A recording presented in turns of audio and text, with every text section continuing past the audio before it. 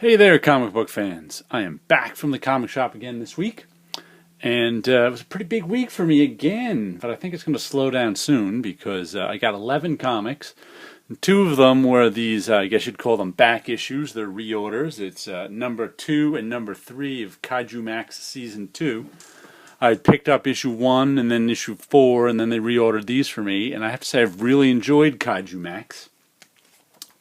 It's about these the giant robots. There's robots, there's giant robots, there's humans, and the giant robots and the humans are sort of the jailers for the Kaiju Max who've broken the law, and one of the Kaiju Max is on parole, and it's just a really, really well done series. Despite the fact that it's got all these fantastical creatures in it, it's one of the most human series out there. No kaiju permitted. A little sad face. Well, you know, the kaiju, they don't have it easy, these giant monsters, when they're on parole. So, and he's got his old buddies coming by who are going to wreck his parole because they're on parole too, and he's not supposed to associate with them. And it's just like I said, for a series that's about giant monsters, it's a really, really good series. There's a season 1 which I don't have. This is season 2, which I now have issues 1 through 4 of, and 5 and 6 aren't out yet. Oh, and I also, my shop didn't get in Hillbilly number 3 last week, so I'm waiting on that one, though. Maybe it'll be in next week or so, but I should be getting that one since it's on my pull list. But Kaiju Max Season 2, good series. And next, we have Spawn, issue 266. This is the last Erik Larsen, Todd McFarlane issue. Continued from the issue of Savage Dragon. And I'm probably going to kick this off my pull list now that Erik Larsen isn't doing it with him. I have no idea what is next for Spawn, but I've never been a Spawn collector. Oh, nice double page spread. I was only on this one because I'm an Erik Larsen fan.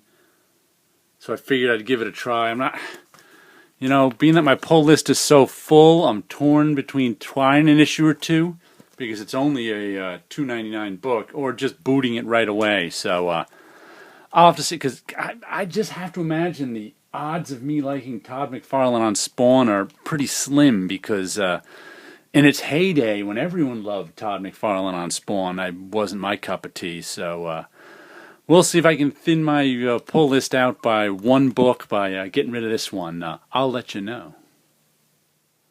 And next we have Midnight of the Soul, issue 5. I figured this was a mini-series, but I had no clue. And I think it was, I can't remember if it was Ghost Critic or Sleepy Reader who said this was the last issue of this series.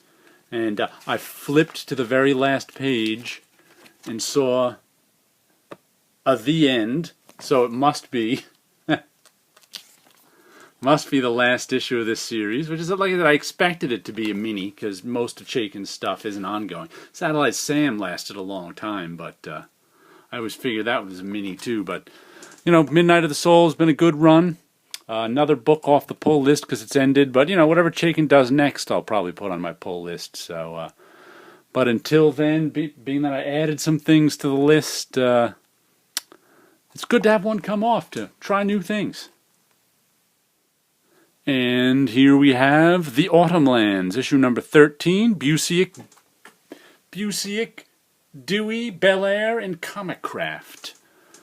Do they have this in black and white on the back? Oh no, it's covered over her face, but it's in blue and white. I actually like this cover better than I've been liking some of their other covers. Autumnlands has been good. Last issue got a little science fiction-y again with this woman in her... instead of being on a primitive, commandy, last boy on Earth type planet, this space-traveling woman just showed up, and we'll see what that means for our magic inhabitants of this world, and our hero and his sidekick, who's a dog. Almost everybody on this world. These are the humanoid robots from a while ago. There's, like I said, there's a real commandy vibe to this book, as everyone's been saying, but. It's good. It's just a fun adventure story. It's got magic, a little I guess you'd call it. It's got some swords. It's got some swords in it and some sorcery in it. It might be a sword and sorcery book. I'm not sure. I'd call it more fantasy, but I was never good at categorizing things.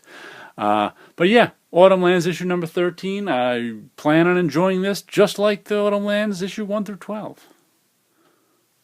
Rough Riders issue number 6 by Adam Glass and Patrick Oliff. Our historical fiction story takes place with Teddy Roosevelt back in the early part of the 20th century. I think there's Annie Oakley for you.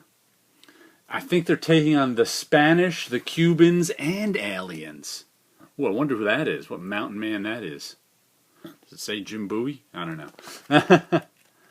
But Rough Riders, there's old TR. It's got Thomas Edison in it, Jack Johnson, Annie Oakley, Harry Houdini, and they're all down in Cuba right now trying to keep America out of the Spanish and American War and see what really happened.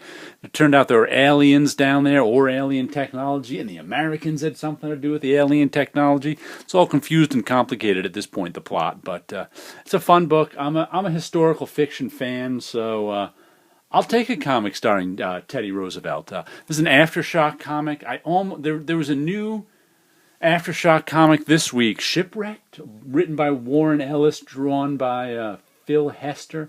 I'm a Warren Ellis fan, and my comic shop almost never gets. I remember Shipwrecked was the first shelf copy of an Aftershock comic I've seen, probably because Warren Ellis was writing it.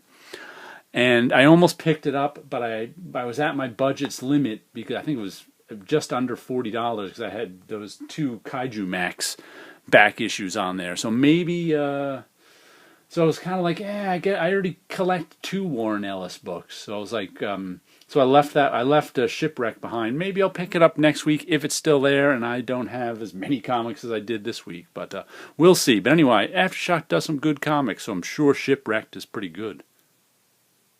Here we go with issue Revival 43 out of 48.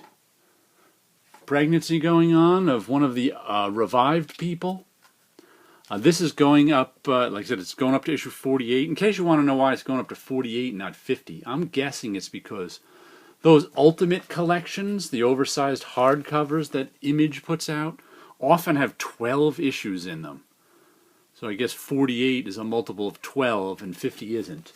But that's why I'm guessing it's going, because a few other things have gone to 48. But we had a big reveal at the end of last issue. I mean, I'm sure we better be getting some answers onto why this whole series has happened with only up to issue 48 left. So, but yeah, it's been a fun run, a fun series. You know, after it ends, you can probably find the whole series in the dollar bin. So pick it up if you see him. Walt Simonson's Ragnarok is back for another issue. Simonson, Laura Martin, John Workman. This might be my only $5 book, but at least it's heavy. These IDW books use a heavy paper stock.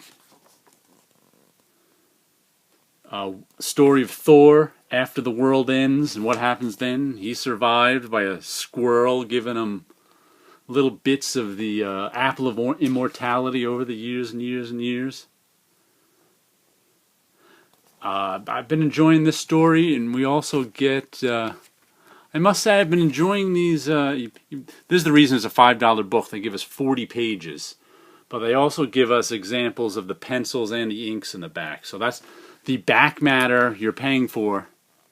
And I gotta say, at first I wasn't too thrilled paying $5 for a book where the back matter was pages I've just read. But I gotta say, I stare at these pages and compare and contrast them all the time. It's like you look at, there's pencils there for just that guy's face, and let's see what Walt did with it there. Look, he used patterns for the hair. Whoop, little Thor's hammer there, little tiny one starts out just like that. Like, see how those hammers are ill-defined? By the time we get to the finished drawing, he fills it. I don't know. I've just been having a good time looking at those pencil and inks pages. It's like, it's kind of like one of those. What was that? What was that old puzzle in like Highlights magazine where you find the difference between the two drawings that are exactly the same, except in one the pool ball is pink and the other it's blue or something like that. That's what I do with this like highlights magazine. I'm just looking at the differences between the pencils and the inks. But anyway, Ragnarok's been a good series. Check it out. And next we have Paper Girls, issue number 10. Always good stuff. There's our wraparound. At least this time wraparound has a point. There's actually a part of her head on the back and not just a toilet. Going with gray and orange this issue. Nice stuff. I thoroughly enjoy Paper Girls. It's got a nice paper stock too. I appreciate that in any comic. This is the strange poster thing they've been running, but I'm never going to pull out the poster, and there's a piece of the poster. You can pull apart the comic, pull out the poster, and I wonder who's doing that. They switched to some weird future. This has turned from a slice of life to a monster comic, to a sci-fi comic, to a time-traveling comic, to a clones of people comic. It's just a good story. I'm having a good time with Paper Girls. Looks like this issue we get some answers to what's been going on, because up until now everybody's just been along for the ride. We don't know exactly what's happening. Time travelers pop up here and there. They go back and fix the timeline. There's only one timeline. Giant monsters show up that are really small, you can't see them, things that because of the time travel they blow up large, and it's I gotta say, filled with imagination. Good story. I was iffy about Paper Girls at the beginning. I only picked up the second issue on a lark, and I'm glad I did, because I'm, 8 issues later, here I am with issue 10, enjoying it thoroughly. And next we have No Mercy, issue number 10, which I'm surprised to see. I didn't know they were still doing this. I guess they went on hiatus. But Carla Speed McNeil draws this, and she's one of my favorite creators out there. Love her Finder, and that's one of my favorite comic books of all time. It runs in Dark Horse Presents now. The main problem I have with No Mercy is Alex DeCampi is writing it, and I think Carla Speed McNeil is a better writer. I have no idea what this is going to be about, because it started out being survival horror. But then a lot of people survived. Some of them went off into I just have zero idea what direction this comic is going to go in. I think it was the last issue was a flashback. And like I said, I'm buying this because of Carla Speed McNeil.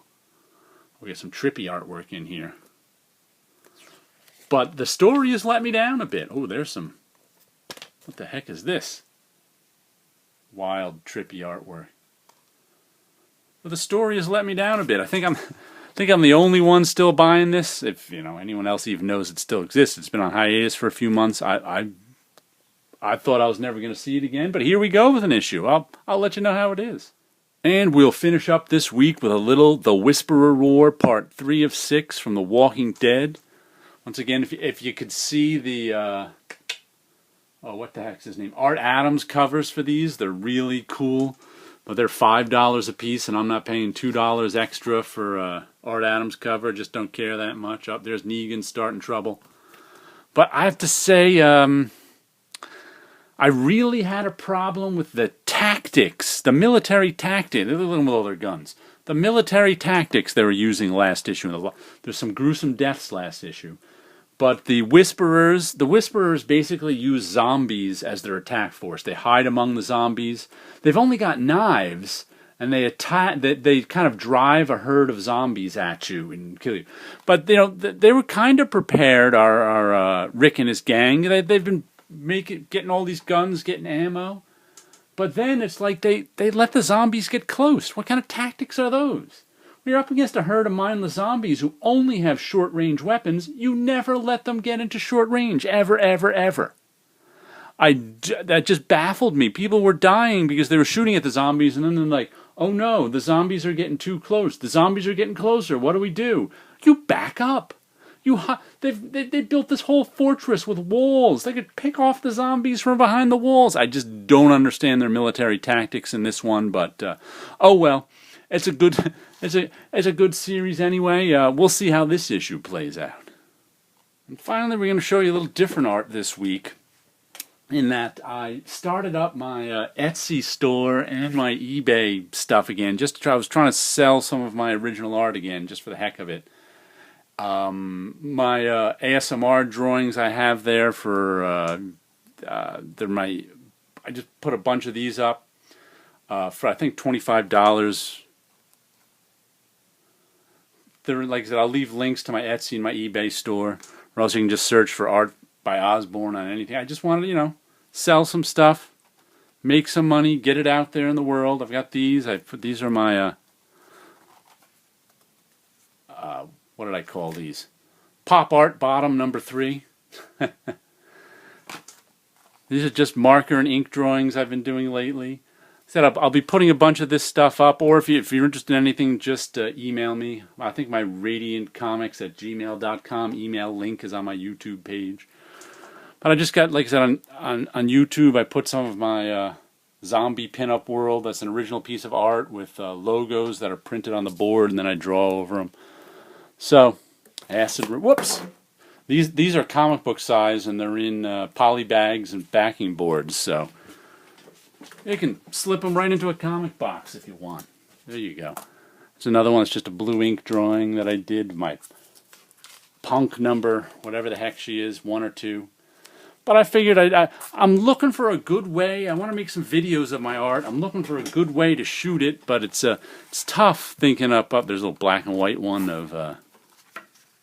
It's tough thinking up an interesting way to shoot static images, but I'm going to be making more art videos soon. As soon as there's one of my Tree of Lifes. That's watercolor and ink.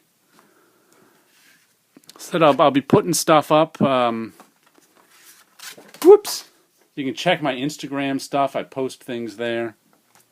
But like I said, I'm trying to make some more art videos. I'll try to post some more stuff. So keep watching, and we'll see what happens. You guys have a good week out there.